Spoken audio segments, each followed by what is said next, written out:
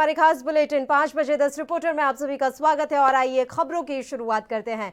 चुनाव आयोग ने मध्य प्रदेश में 28 सीटों के लिए होने वाले उपचुनाव को लेकर तिथियों की घोषणा कर दी है। उपचुनाव के लिए 3 नवंबर को मत डाले जाएंगे, जबकि चुनाव परिणाम 10 नवंबर को आएगा। इसके साथ ही पहले से उपचुनाव की तैयारियों में जुटे राजनीतिक दल प्रचार को लेकर और एक्टिव हो जाएंगे। बता दें कि ज्योतिरादित्य सिंधिया की अगुवाई में कांग्रेस के 2 दर्जन से ज्यादा विधायकों ने पाला बदलकर बीजेपी का दामन थाम लिया था। ऐसे में विधानसभा की ये सीटें खाली हो गई थी, लिहाजा चुनाव कराना अनिवार्य हो गया था। इससे तत्कालीन कमलनाथ सरकार अल्पमत में आ गई थी। गौरतलब है कि उपचुनाव के नतीजों पर शिवराज सरकार का भविष्य निर्भर है। ऐसे में बीजेपी उपचुनावों में ज्यादा से ज्यादा सीटें जीतने की कोशिश की जुगत में लगी हुई है। वहीं कांग्रेस ने भी पूरा जोर लगा दिया है। उपचुनाव परिणाम पर शिवराज सरकार का भविष्य निर्भर है। ऐसे में दोनों ही जो पार्टियां हैं इस समय पुरजोर कोशिशों में जुटी हुई हैं कि इन 28 सीटों पर ज्यादा से ज्यादा हम जीत हासिल कर सकें, और इसके लिए अब तिथियों की घोषणा हो चुकी है। जैसा कि मैंने आपको जानकारी दी कि 3 नवंबर को वोट डाले जाएंगे, वहीं 10 नवंबर को रिजल्ट आ जाएगा। 28 सीटों पर ये उपचुनाव होना है, ये जानकारी हम आप तक पहुंचा रहे हैं। चुनाव आयोग ने अहम घोषणा कर दी है। 3 नवंबर को वोट डाले जाएंगे, 10 नवंबर को रिजल्ट घोषित होगा और इन चुनावों के परिणामों पर ही शिवराज सरकार का भविष्य निर्भर है। ऐसे में दोनों ही पार्टियां, चाहे वो भारतीय जनता पार्टी हो या फिर कांग्रेस, दोनों ने पुरजोर कोशिश लगा दी है, एड़ी से चोटी का जोर लगा दिया है कि इन चुनावों में हम जीत हासिल कर सके, और इसके लिए तमाम लोक लुभावने वादे किए गए। कांग्रेस जहां लगातार धोखे की बात करती आई है, जिस तरह से ज्योतिरादित्य सिंधिया को लेकर तमाम बातें कांग्रेस ने कही, वहीं बीजेपी की माने तो बीजेपी 15 महीनों की कमलनाथ सरकार के कामों को गिनाती हुई आई है और साफ तौर पर यह आरोप लगाया गया है कि 15 महीने में कोई भी काम कमलनाथ सरकार की तरफ से नहीं किया गया था, इसलिए उनकी सरकार गिर गई और अब हम फिर से सत्ता में आए हैं और तमाम जो काम बचे हुए थे वो किए जाएंगे। ये तमाम बातें बीजेपी की तरफ से कही जा रही हैं। कुल मिलाकर इन 28 सीटों पर होने वाले उपचुनाव को लेकर दोनों ही पार्टियां पुरजोर कोशिशों में लगी हुई हैं कि किसी भी तरह से चुनाव में जीत हासिल की जाए।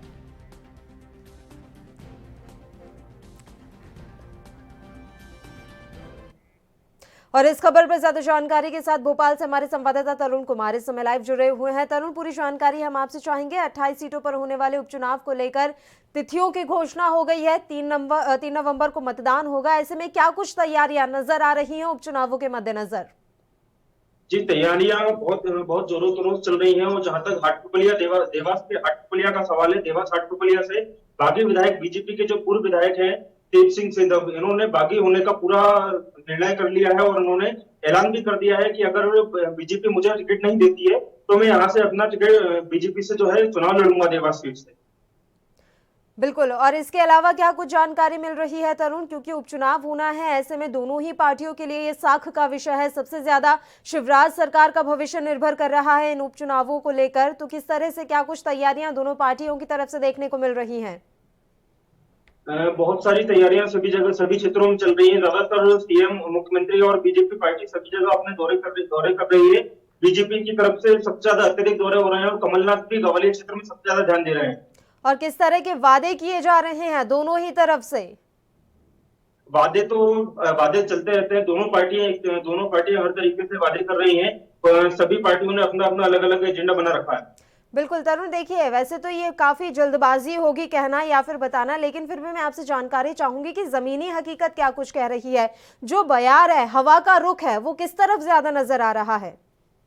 हवा का रुख अभी अभी ये इस बारे में हम कुछ भी नहीं कह सकते कि हवा का रुख किस तरफ है किस तरफ नहीं है। ये 3 तारीख के बाद या जैसे ही चुनाव की कैंपिंग शुरू होगी उसके बाद ही बता सकते हैं कि क्या हवा का रुख होगा और किस तरफ को ज्यादा रुझान होंगे। बिल्कुल, और लोग पसंद क्या कर रहे हैं? देखिए 15 महीने रही कमलनाथ की सरकार, ऐसे में क्या कुछ काम हुए? क्या उन कामों को लेकर कमलनाथ जो है वो जनता के बीच में गए हैं, और अगर गए हैं तो क्या कुछ गिनाया गया है कांग्रेस की जी, तरफ से? कहीं कहीं कई कई ऐसे काम हुए हैं, जैसे किसानों का कर्ज माफ हुआ। किसानों कर्ज माफ को लेकर के जिन किसानों के कर्ज माफ हुए हैं, कमलनाथ सरकार की तरफ से कांग्रेस के जो कार्यकर्ता हैं सभी अलग अलग क्षेत्रों में जा रहे हैं, वहां पर अपनी उपलब्धियां गिना रहे हैं कि हमारी तरफ से ये कर्ज माफ हुआ है और सारी डिटेल वहां पर किसानों को दे रहे हैं।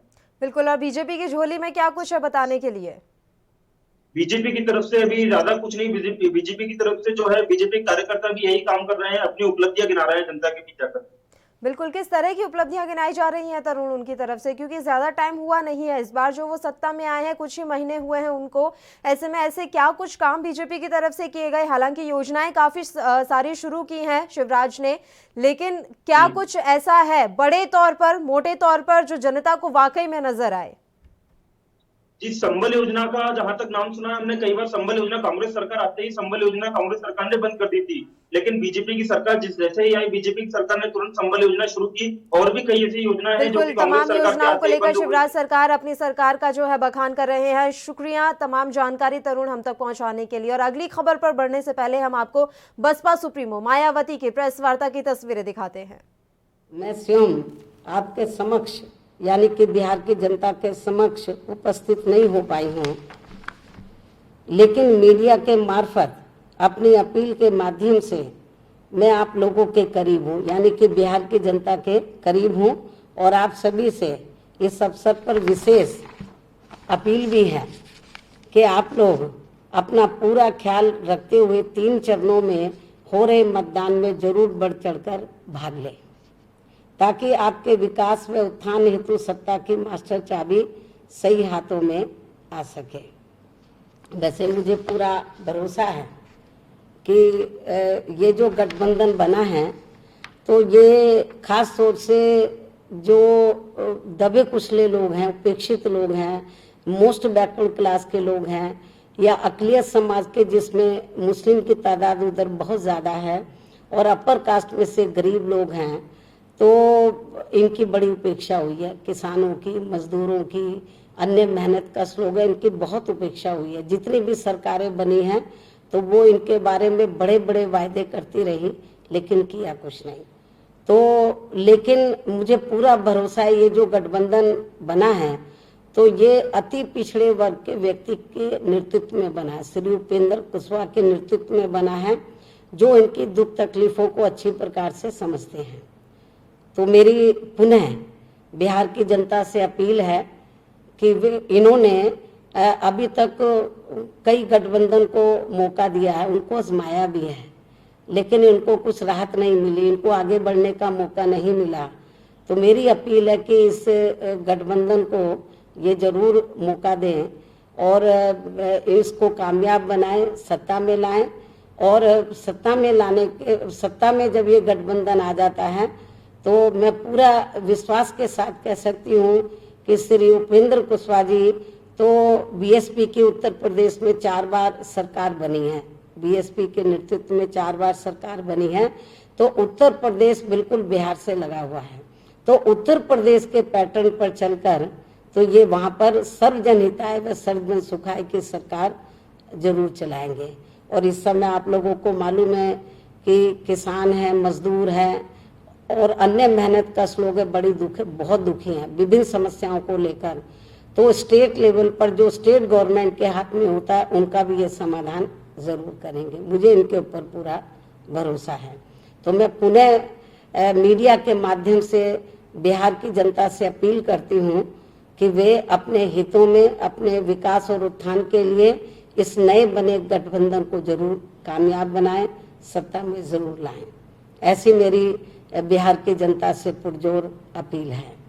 इसके साथ साथ यहाँ मैं ये भी बताना चाहती हूँ कि आज मुख्य चुनाव आयोग ने देश के कुछ राज्यों में लोकसभा व विधानसभा की खाली हुई सीटों पर उपचुनाव कराने का भी ऐलान किया है, जिनमें से हमारी पार्टी पूरे देश में है।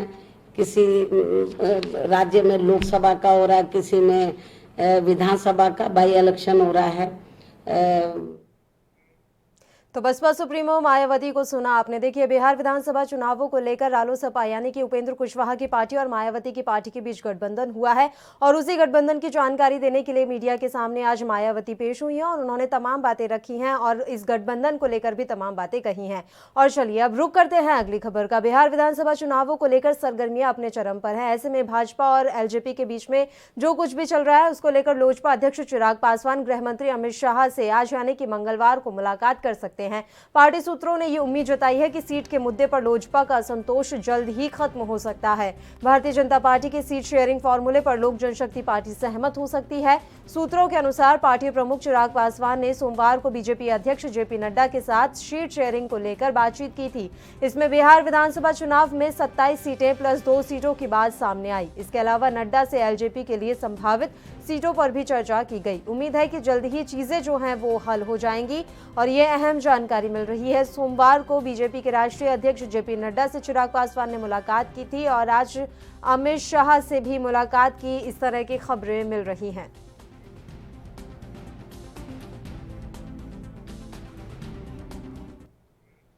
और इस खबर पर ज्यादा जानकारी के साथ ब्यूरो चीफ बिहार से मिथिलेश मिश्रा जी इस समय लाइव जुड़े हुए हैं। तमाम जानकारी, तमाम अपडेट उनसे ले लेते हैं। मिथिलेश जी, ये बड़ी खबर मिल रही है, चिराग पासवान कल जेपी नड्डा से मिले थे और आज ये बताया जा रहा है कि गृह मंत्री अमित शाह से भी उनकी मुलाकात प्रस्तावित है। क्या लग रहा है, सीट शेयरिंग का जो फॉर्मूला है उस पर अब बातचीत जो है वो हो पाएगी, सहमति बन पाएगी?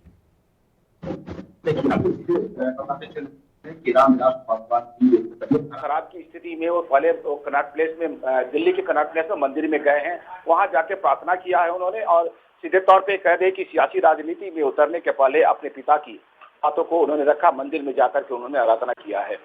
इसके बाद आपको सीधे तौर पे लेकर चलते हैं जो बिहार की सियासी राजनीति अभी चल रहा है, खास करके अभी रालोसपा का जो बैठक हुई है उसमें सीधे तौर पे 3 लोगों की साथ साथ सामने में बातें आई है। एक आपका सीधे रालोसपा ने के अध्यक्ष उपेंद्र कुशवाहा ने ये बसपा और जनवादी पार्टी को लेकर के इन्होंने अपनी खुद की चौथी गठबंधन का उन्होंने निर्माण कर दिया। तो आप सीधे तौर पे ये कह सकते हैं कि बिहार की जो सियासी राजनीति है, प्रेशर की राजनीति अब धीरे धीरे बनती चली जा रही है। अब सीधे आप आरजेडी के बारे में सीधे कहते हैं आपको कि आरजेडी का आज 70 लोगों की लिस्ट तैयार की गई है, जिनमें आज भोला सिंह यादव जो खास लालू प्रसाद यादव को खास माने जाते हैं, वे रांची लेकर गए हैं और उस पर लालू यादव का मोहर लगानी बाकी है।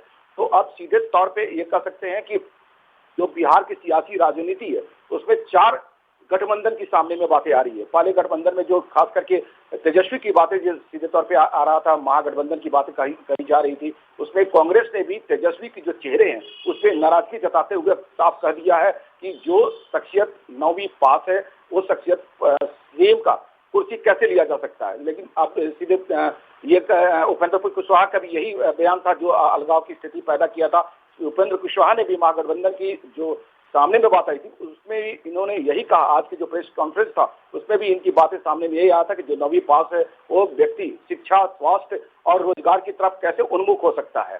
तो अब सीधे कहा जा सकता है कि जिस तरीके से गठबंधन की राजनीति चल रही है, जो 4 चरण की बातें सीधे तौर पर कही जा सकती है कि आपस में जो उठापटक की जो राजनीति चल रही है, तो उसमें सीधे कह सकते हैं आप कि रालोसपा आज अलग होकर के एक नई नीति अपनाई है, अपनी गठबंधन तैयार कर ली है। 3 लोग अभी मौजूद हैं और बाकी और भी कई छोटी छोटी पार्टियां हैं जो उनके साथ में अभी मौजूद होने की बातें भी कही जा रही है।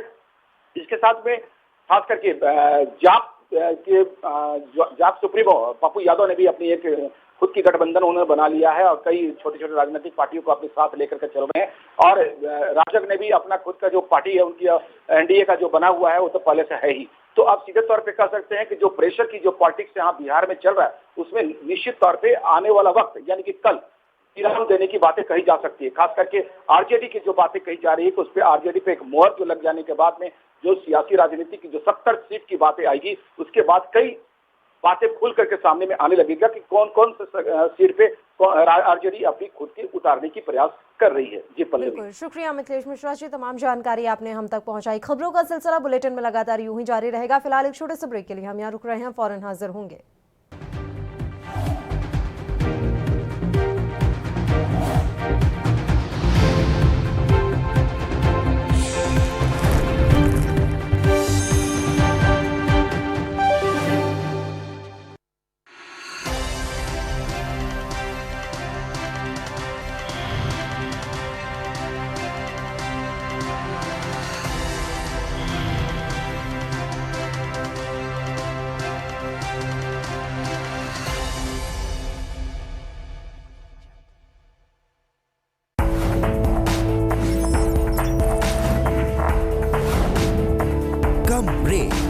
और ज्यादा खबरों के साथ देखिए ANP न्यूज़। इन चैनल नंबर पर। क्या आप दुबले पतले कमजोर हैं, आपकी सेहत नहीं बनती, भूख कम लगती है, वजन नहीं बढ़ता? दरअसल मेन बात खाना पीना खाना नहीं है, मेन बात है खाया पिया लगना। और अगर खाया पिया लगेगा ही नहीं तो सेहत बनेगी कैसे? इसलिए हमारी संस्था सन्यासी आयुर्वेदा ने एक ऐसी दवा बनाई है जो कि आपके पाचन तंत्र को, आपके लीवर सिस्टम को ठीक करने का काम करती है, ताकि आप जो भी खाएं उसका पूरे का पूरा निचोड़ आपके शरीर को लगे, आपकी भूख बढ़े, खाया पिया सही से लगे, नया खून बने, हड्डियों में जान आए, वजन बढ़े, ताकत बढ़े, चेहरे पर नूर आए और आप मोटे तगड़े खूबसूरत पर्सनैलिटी के मालिक बन जाएं। यह दवा पूरी तरह से आयुर्वेदिक होती है। इसका शरीर पर कोई भी साइड इफेक्ट, कोई भी नुकसान या दुष्प्रभाव नहीं होता। लड़के लड़कियां दोनों इसका इस्तेमाल कर सकते हैं और पहले 15 दिन के अंदर ही आपको इसका असर महसूस हो जाएगा। सिर्फ 650 रुपए की पूरे 1 महीने की दवा होती है और आप इसे घर बैठे 01145454545 पर फोन करके दवा मंगवा सकते हैं।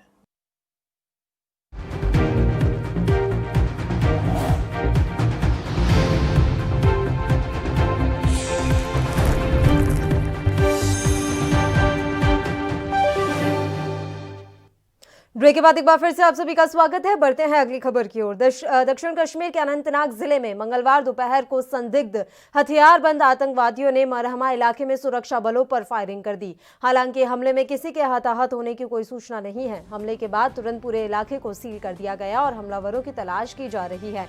मालूम हो कि सोमवार को भी शोपियां जिले में आतंकियों ने बीडीसी कर्मचारी के घर में घुसकर गोली मारकर उनकी हत्या कर दी थी। घटना के बाद आतंकी मौके से भाग निकले थे। उनकी तलाश के लिए पूरे इलाके में अभियान चलाया गया। हालांकि कोई सुराग हाथ नहीं लगा। बताते चलें कि सोमवार की शाम को आतंकी नीलूदुर्रा गांव पहुंचे। उन्होंने कर्मचारी साबजार अहमद नाइकू के घर में घुसकर गोली मारी। घाटी में एक सप्ताह में आतंकियों ने ये तीसरी हत्या की है। गत बुधवार को भी बडगाम में बीडीसी अध्यक्ष भूपेंद्र सिंह के साथ ही वीरवार को श्रीनगर में एडवोकेट बाबर कादरी की आतंकियों ने गोली मारकर हत्या कर दी थी।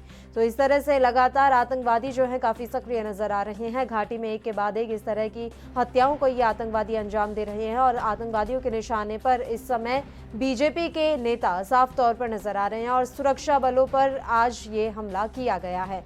और इस खबर पर ज्यादा जानकारी के साथ जम्मू से हमारे संवाददाता रविंद्र श्रीवास्तव इस समय फोन लाइन पर जुड़े हुए हैं। रविंद्र, पूरी जानकारी हम आपसे चाहेंगे। जम्मू कश्मीर में आज ये आतंकी हमला हुआ है, सुरक्षा बलों पर यह हमला किया गया, फिलहाल क्या कुछ अपडेट इस मामले को लेकर मिल रही है? जी देखिए, ये दक्षिण कश्मीर का मरहमा इलाका है जहां पर आज आतंकियों की तरफ से हमला किया गया था। लेकिन उस हमले के बाद सुरक्षा बलों ने पूरे इलाके को कॉर्डन कर लिया है और 2 से 3 आतंकी होने की सूचना पर जो है वो कार्रवाई चल रही है। अभी भी जो बात करें तो अभी भी आतंकियों और सुरक्षा बलों के बीच रुक रुक कर जो है गोलीबारी जारी है। लगातार इस इलाके में, खास करके अगर साउथ कश्मीर की बात करें तो साउथ कश्मीर में आतंकियों का काफी दबदबा है, बोलबाला है, क्योंकि इसी इलाके में बहुत ज्यादा आतंकी जो है मौजूद है और आए दिन एनकाउंटर भी होते हैं जिसमें आतंकी मारे जाते हैं। और ये आज एक फिर ऐसी घटना सामने आई है जिसमें 2 से 3 आतंकियों के साथ जो है 2 एनकाउंटर जो है चल रहा है। जी बहुत बहुत शुक्रिया रविंद्र, तमाम जानकारी हम तक पहुंचाने के लिए। चलिए रुक करते हैं अगली खबर का। कोविड-19 के प्रकोप के चलते इंदौर पिछले 6 महीने से बंद धर्मस्थल महामारी से बचाव के उपायों के साथ मंगलवार सुबह से दोबारा खुल गए हैं। इसके बाद प्रमुख मंदिरों में श्रद्धालुओं की भीड़ भी देखी गई। अधिकारियों ने बताया कि जिलाधिकारी मनीष सिंह ने धर्मस्थलों को दोबारा खोलने के लिए सोमवार देर शाम इस शर्त के साथ मंजूरी दी कि श्रद्धालुओं और पुजारियों को महामारी से बचाव के दिशा निर्देशों का पालन करना होगा। उन्होंने बताया कि मंदिरों के गर्भगृह में श्रद्धालुओं के प्रवेश की मनाही रहेगी। चश्मदीदों ने बताया कि प्रशासन की हरी झंडी के बाद शहर के खजरन गणेश मंदिर में मंगलवार सुबह 9 बजे से दर्शन प्रारंभ हुए और शारीरिक दूरी के नियमों का भक्तों को पालन किया गया और मंदिर के मुख्य पुजारी अशोक भट्ट ने बताया कि मास्क पहनकर आने वाले श्रद्धालुओं को ही धर्मस्थल में प्रवेश दिया जा रहा है। मंदिर में प्रवेश से पहले थर्मल स्कैनिंग के जरिए उनके शरीर का तापमान भी जांच लिया जा रहा है। भट्ट ने यह भी बताया कि कोविड-19 के प्रकोप के मद्देनजर श्रद्धालुओं के लिए खजराना गणेश मंदिर के पट हर रोज सुबह 9 बजे से खुलेंगे और शाम 7 बजे बंद हो जाएंगे। इंदौर और पूरे राज्य में कोविड-19 में सबसे ज्यादा प्रभावित जिला है और प्रशासन ने धर्म स्थल दोबारा खोलने की अनुमति ऐसे वक्त में दी है जब जिले में महामारी का प्रकोप लगातार बढ़ रहा है। आधिकारिक जानकारी के मुताबिक जिले में अब तक महामारी के 23,524 मरीज मिले हैं। इनमें से 558 मरीज ऐसे भी हैं जिनकी मौत हो चुकी है। तो लगातार कोरोना महामारी के बढ़ते प्रकोप के बीच अब इंदौर में धर्मस्थलों को खोलने की अनुमति प्रशासन की तरफ से दे दी गई है।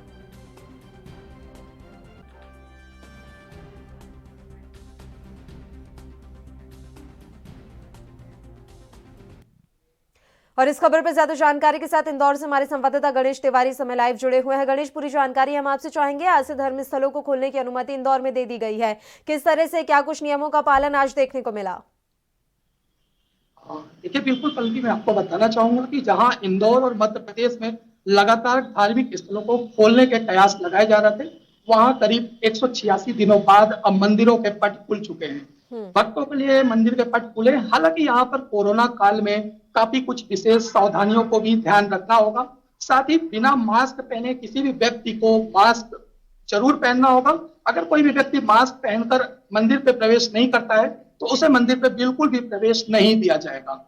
बिल्कुल, और ये जानकारी भी हम आपसे चाहेंगे, जिस तरह से इंदौर में अभी भी कोरोना का प्रकोप बढ़ रहा है, नए मरीज रोजाना सामने आ रहे हैं, इस बीच में धर्मस्थलों को खोलने की अनुमति देना किस तरह से इसे देखा जाए? क्या वाकई में अभी जरूरत महसूस हो रही थी कि धर्मस्थलों को खोलने की अनुमति दी जाए? क्योंकि तस्वीरें अगर हम आज की देखें तो तमाम भक्तगण आज मंदिर में पहुंचे, भक्तों की भीड़ साफ तौर पर नजर आई। ऐसे में संक्रमण का खतरा बढ़ना लाजमी है। गणेश, देखिए, लगातार जो मंदिर के पुजारी थे उनका लगातार प्रशासन से अनुरोध था कि भक्त के बिना जहां एक बार भगवान अधूरे होते हैं, तो ऐसे में लगातार पुजारियों का कहना था कि मंदिरों के पट खोलने चाहिए। और मंदिर पुजारियों ने आश्वासन भी दिया था कि लगातार वो जो कोरोना काल में जो विशेष सावधानियां हैं वो बरतेंगे और भक्तों को भी कोरोना काल में बचाव के लिए जो भी लगातार जो व्यवस्थाएं होंगी वो दे सकेंगे। ऐसे में कहीं ना कहीं ये मंशा एकदम सही है गणेश, लेकिन एक जानकारी हम और आपसे चाहेंगे। 2 दिन पहले ही इस तरह की रिपोर्ट भी हमने दिखाई थी कि किस तरह से दान पेटियां जो है वो मंदिर की पूरी तरह से खाली हो गई हैं, मंदिर कमेटियों के पास भी अब पैसा नहीं बचा है।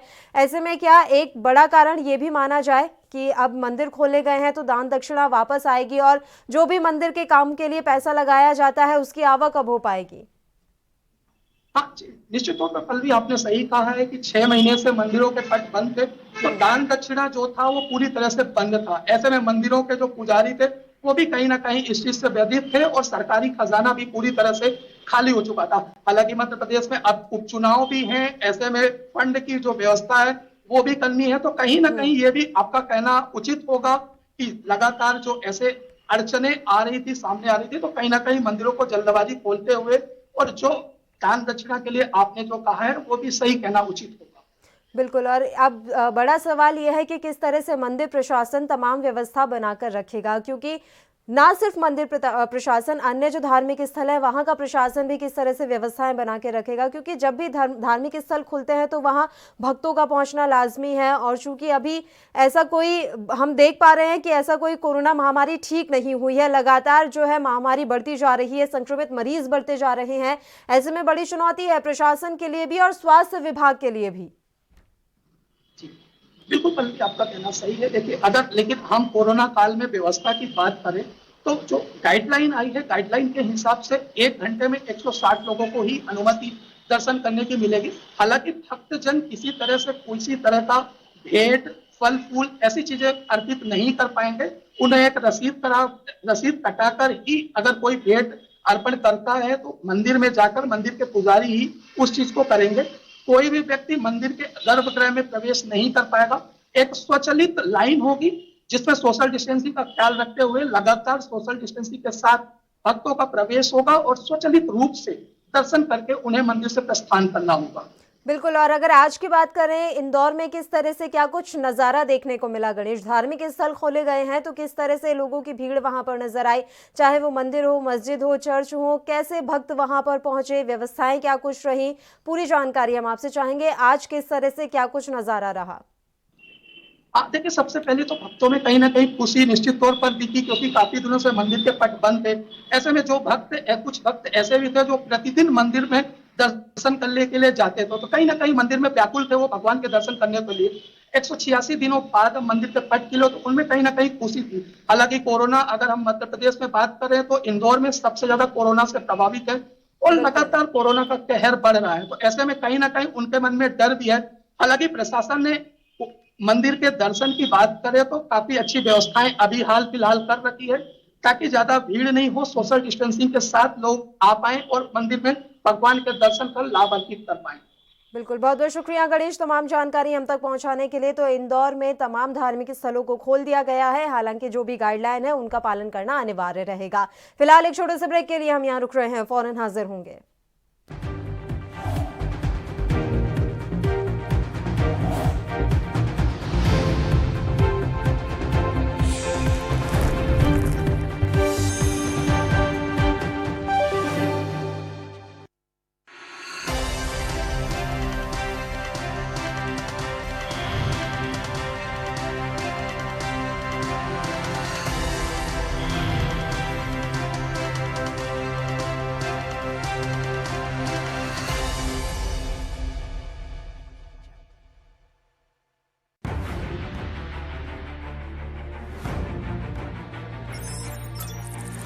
खबर चाहे सियासत की हो या सरकार की,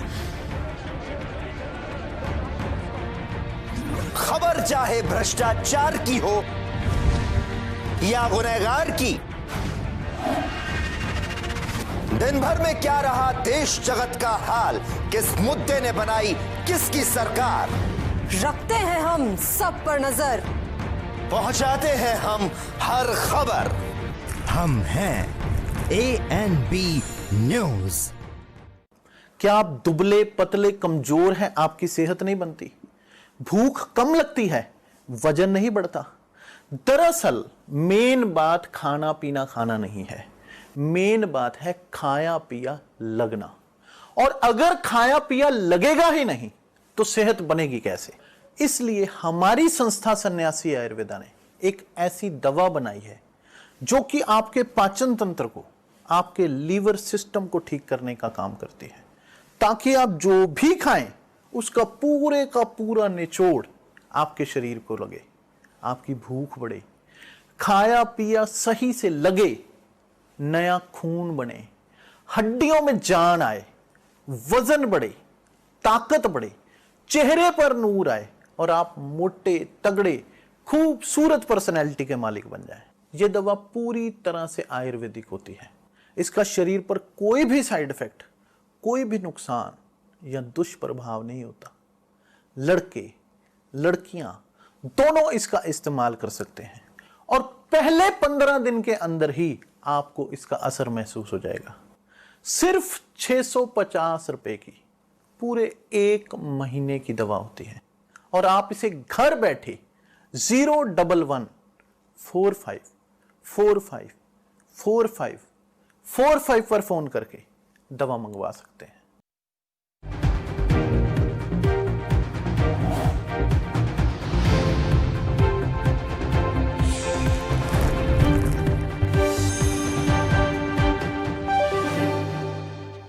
ब्रेक के बाद एक बार फिर से आप सभी का स्वागत है। बढ़ते हैं कुछ और खबरों की ओर। कोरोना वायरस के लिए बनाए गए नियमों का पालन न करने वालों पर हरियाणा पुलिस ने बड़ी कार्रवाई की है। हरियाणा पुलिस ने जींद जिले में फेस मास्क का प्रयोग नहीं करने वाले 15,600 से ज्यादा लोगों पर जुर्माना लगाते हुए 78 लाख से ज्यादा की राशि वसूल की है। जींद के डीआईजी कम एसपी ओपी नरवाल ने बताया कि कोरोना वायरस से बचने के लिए गाइडलाइन का पालन नहीं करने वालों पर जींद पुलिस ने लोगों के चालान काटे। उन्होंने ये भी बताया कि पुलिस ने सार्वजनिक जगहों पर मास्क का प्रयोग नहीं करने वाले 15,600 लोगों पर जुर्माना लगाकर 78 लाख से ज्यादा की राशि अब तक वसूल कर ली है। देखिए, इसमें 15,600 समथिंग चालान किए हैं और करीब 78 लाख और 25,000 रुपये का जुर्माना अभी तक किया जा चुका है और कोशिश रहेगी क्या लोगों को ज़्यादा से ज़्यादा आप लोग भी अवेयर करें, हम भी अवेयर करें, ताकि इस महामारी से आम जन को बचाया जा सके। प्रायोरिटी है कि ट्रैफिक ठीक से रेगुलेट हो, दूसरा के महिला विरुद्ध अपराध उस पर भी अंकुश लगे और जो बैड एलिमेंट है उस पर भी अंकुश लगे। ये तीन। और इस खबर पर ज्यादा जानकारी के साथ हमारे संवाददाता परमजीत पवार जींद से इस समय लाइव जुड़े हुए हैं। परमजीत, पूरी जानकारी हम आपसे चाहेंगे। जींद प्रशासन ने अभी तक कितनी राशि वसूल की है? बताया जा रहा है कि कोरोना गाइडलाइन का पालन न करने पर 78 लाख से ज्यादा की राशि अब तक वसूल कर ली गई है। आपको बता दें जो लोग है वो मास्क जो है पहनना भूल गए थे, लेकिन जो जिला प्रशासन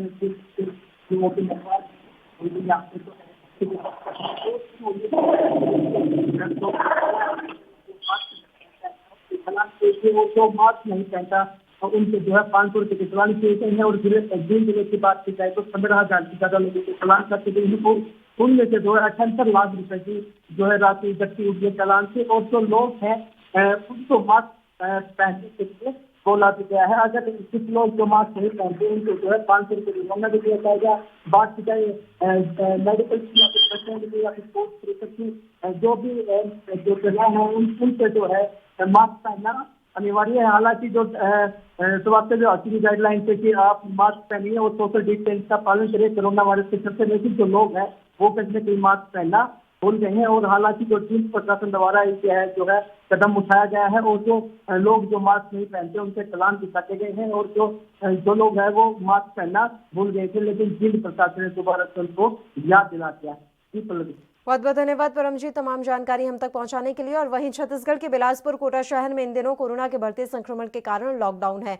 प्रशासन की पूरी टीम कोरोना नियंत्रण में लगी हुई है। इस बीच लोग सरकारी जमीन पर अवैध कब्जा कर मौके का फायदा उठाने में लगे हैं। कोटा शहर के शासकीय चिकित्सालय मेन गेट के बाहर ही सड़क पर टीन शेड लगाकर सरकारी जमीन पर कब्जा किया जा रहा है। शिकायत के बाद भी कार्रवाई नहीं होने से ऐसे लोग बेखौफ अतिक्रमण कर रहे हैं। शहर में कोरोना काल में प्रशासनिक व्यस्तता के बीच अवैध कब्जे की शिकायतें बढ़ गई हैं। ज्यादातर शिकायत कोटा शहर के मेन रोड क्षेत्र से आ रही हैं। देखिए, जो बेजा कब्जा नगर में बढ़ रहा धड़ल्ले से, ये बहुत शर्म की बात है। क्या ये बताइए, ये बेजा कब्जा मैं हटाऊं कि कोई ये पार्टी के नेता आके हटाएंगे? एसडीएम यहाँ काहे के लिए बैठा है? एसडीएम क्या बस घूमने के लिए है क्या शासकीय गाड़ी में? एसडीएम का कर्तव्य है कि जो एडीबी के रोड बने हैं और जो फुटपाथ है उस पर आजू बाजू जितने लोग बेजा कब्जा कर रहे हैं ये सबको मुआवजा मिला हुआ है। मुआवजा मिलने के बाद ये फिर से पैसा पाने के लालच में फिर से बेजा कब्जा कर रहे हैं। ये सब चीज़ को कौन ध्यान देगा? नगर पंचायत की सीएमओ का काम है, अस्पताल विभाग के क्या कहते हैं उसको, बीएमओ का काम है और एसडीएम का काम है। क्या हम लोगों को कानून ने ये सब अधिकार दिया है क्या कि बेजा कब्जा हम लोग हटाएं? यही काम रह गया है क्या? कलम की पावर हमारे पास है? तो एसडीएम साहब का कर्तव्य है कि रोड से सब बेजा कब्जा को हटाएं, व्यवस्था को बनाएं। आज जाके देखिए, थाना प्रांगण के सामने में एक महिला बेजा कब्जा में पक्का मकान बना ली, इसको कौन ध्यान देगा? तो मेरा यही निवेदन है अधिकारियों से कि पूरे नगर में भ्रमण करें और देखें जो अनलीगल ढंग से बेजा कब्जा है, जो मेन रोड में जो मुआवजा पा गए, बिल्कुल इनको हटा देना चाहिए या पीछे करा देना चाहिए।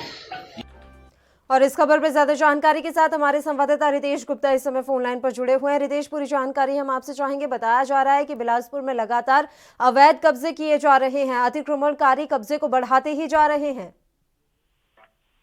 नगर पंचायत कोटा में जितने भी मतलब मेन रोड है, हाईवे रोड है, वहाँ पर सरकार के द्वारा लोगों को मुआवजा दिया गया है। मुआवजा देने के बाद भी लोग पैसे के लालच में फिर से बेजा कब्जा कर रहे हैं, जिस बात को यहाँ के एसडीएम भी जानते हैं, नगर पंचायत सीएमओ भी जानते हैं और स्वास्थ्य विभाग से बीएमओ भी जानते हैं।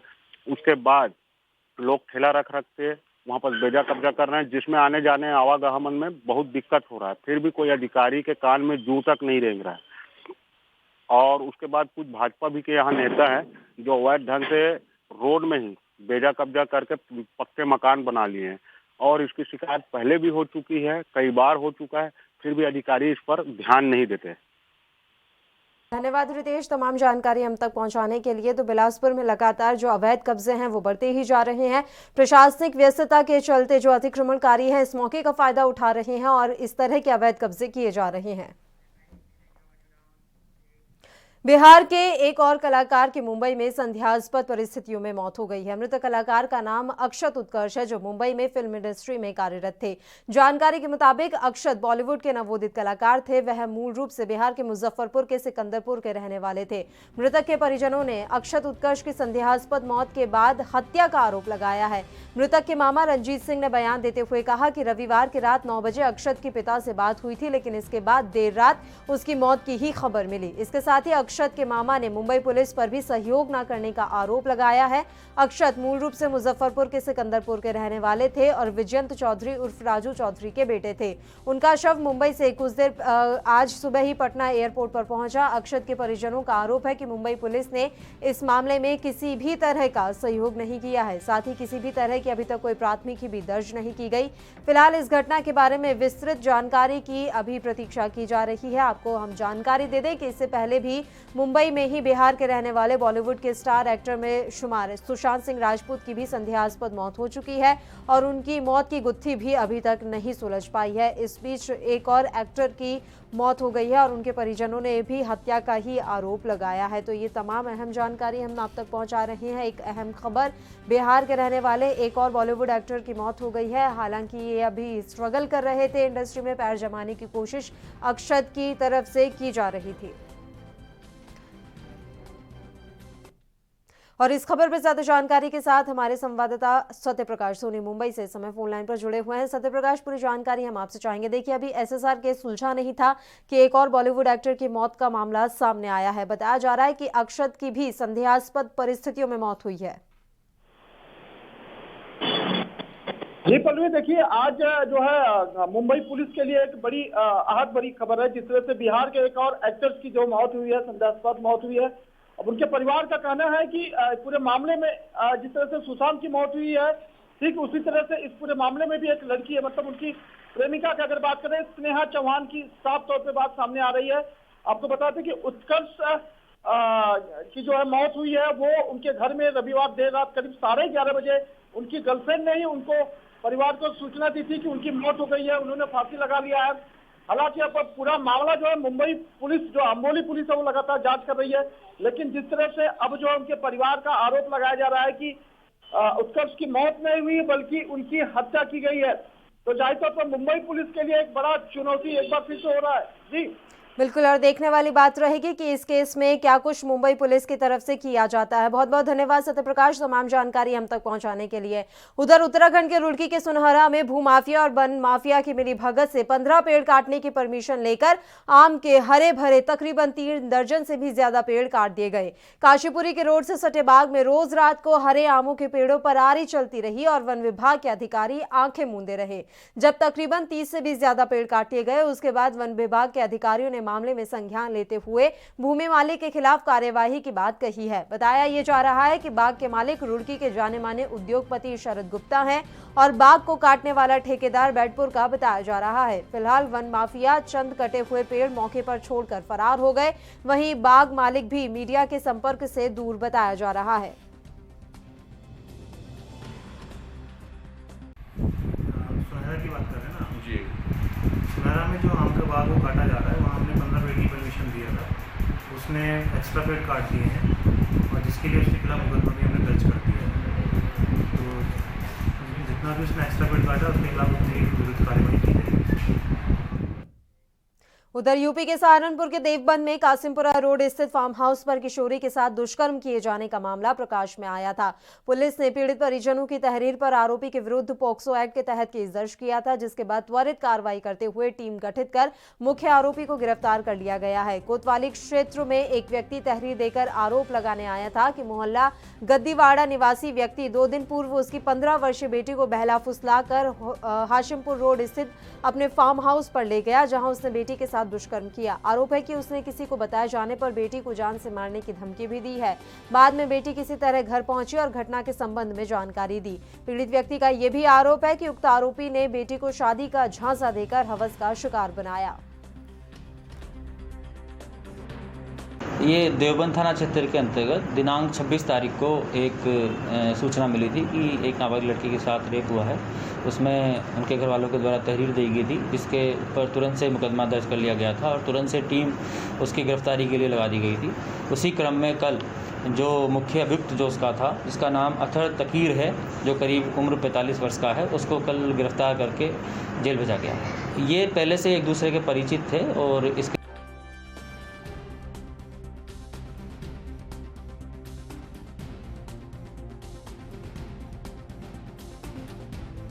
और सहारनपुर से हमारे संवाददाता संजीव जी इस समय फोन लाइन पर जुड़े हुए हैं इस खबर पर ज्यादा जानकारी के साथ। संजीव, पूरी जानकारी हम आपसे चाहेंगे। बताया जा रहा है कि एक नाबालिग बच्ची के साथ दुष्कर्म किया गया है सहारनपुर में।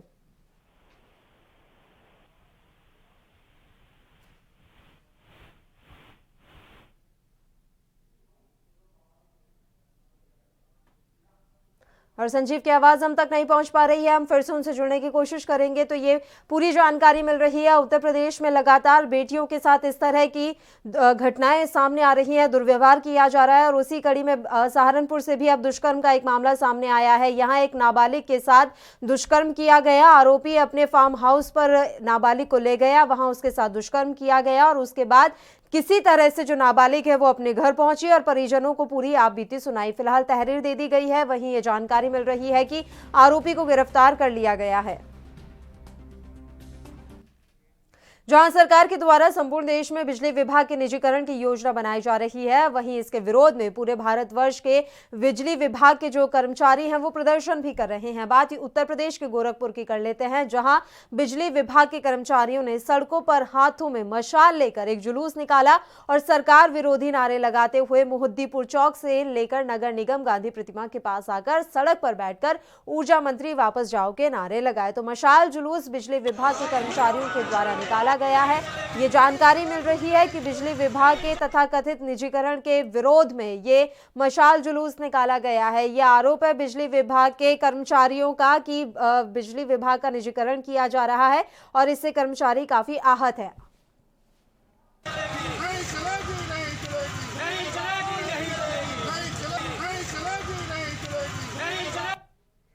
और खबर पर ज्यादा जानकारी के साथ हमारे संवाददाता गोरखपुर से शाहिद खान इस समय फोन लाइन पर जुड़े हुए हैं। शाहिद, पूरी जानकारी हम आपसे चाहेंगे। गोरखपुर में बिजली विभाग के कर्मचारियों ने मशाल जुलूस निकाला है। बताया जा रहा है कि बिजली विभाग के निजीकरण के विरोध में ये मशाल जुलूस निकाला गया। जी दरअसल पल्लवी जी, मैं बताना चाहूंगा कि गोरखपुर में कल शाम को 5 बजे मोहद्दीपुर जो मुख्य ऑफिस है बिजली विभाग का, वहां से ये मशाल जुलूस निकला था और गोरखपुर नगर निगम गांधी प्रतिमा के पास में आकर ये मशाल जुलूस जो है एक प्रदर्शन के रूप में बदल गया। आपको मैं बताना चाहूंगा कि सरकार ने मतलब कुछ दिन पूर्व ही सरकार ने पूरी जो है ऊर्जा मंत्री श्रीकांत शर्मा ने ये कहा था कि निजीकरण नहीं होने दिया जाएगा, लेकिन उसी के बाद जो है सरकार ने पाला बदलते हुए निजीकरण करने का आदेश पारित कर दिया। कुछ जगह निजीकरण फ्रेंचाइजीज जो प्राइवेट कंपनीज हैं उनको जो है दिया भी गया। जहां उत्तर प्रदेश के 7 जिलों में रायबरेली, सहारनपुर, एटा, उरई, मऊ, बलिया और कन्नौज में बिजली का काम फ्रेंचाइजी को दे दिया गया। इसके बाद गोरखपुर और मेरठ जैसे और भी जिलों को जो है, मुरादाबाद है, इन जिलों को भी जो है प्राइवेट फ्रेंचाइजी देने का काम किया गया। लेकिन कहीं ना कहीं जो इनके अंदर रोष इस तरह का है, वो रोष इसलिए है कि 28 अप्रैल 2017 को आगरा में ऊर्जा भवन में ऊर्जा मंत्री श्रीकांत शर्मा ने ये कहा था प्रेस कॉन्फ्रेंस के दौरान कि कोई भी निजीकरण नहीं किया जाएगा, उपभोक्ताओं को परेशान नहीं किया जाएगा, उनको सस्ते दर पर उनको बिजली दी जाएगी। लेकिन कहीं ना कहीं यही आदेश, यही जो लिखित आदेश इन लोग को मिला था, लिखित इन लोग का समझौता हुआ था बिजली विभाग के लोगों का, वो पूरी तरह इन लोगों को जो है तकलीफ पहुंचाया है। इसी को लेकर के ये लोग सड़कों पे उतरे थे। बहुत बहुत धन्यवाद शाहिद, तमाम जानकारी हम तक पहुंचाने के लिए। तो उत्तर प्रदेश के गोरखपुर में बिजली विभाग के कर्मचारियों ने प्रदर्शन किया है और बिजली विभाग के निजीकरण को लेकर काफी आहत हैं ये कर्मचारी और लगातार ये विरोध प्रदर्शन को आगे बढ़ाए रखने की इस तरह की चेतावनी सरकार को दे रहे हैं। और इसी के साथ हमारे इस खास बुलेटिन में इतना ही। मुझे दीजिए इजाजत। देश प्रदेश के तमाम ताज़ा खबरों के लिए आप बने रहिए हमारे साथ। नमस्कार।